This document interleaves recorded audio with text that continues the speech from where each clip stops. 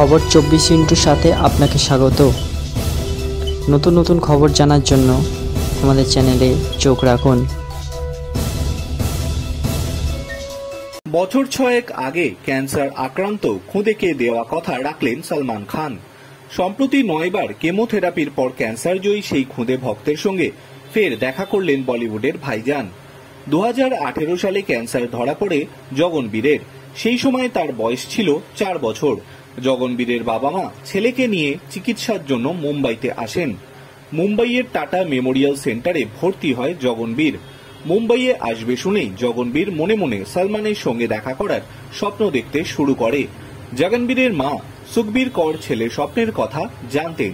তিনি হাসপাতালে ছেলের একটি ভিডিও রেকর্ড করেছিলেন। সেই ভিডিওয় জগনবীর সলমানের সঙ্গে তার দেখা করার ইচ্ছা প্রকাশ করেন। সেই ভিডিও গিয়ে পৌঁছয় সলমানের কাছে। তারপরেই স্বপ্ন পূরণ হয় জগনবীরের। সলমান হাসপাতালে এসে দেখা করে গিয়েছিলেন জগনবীরের সঙ্গে।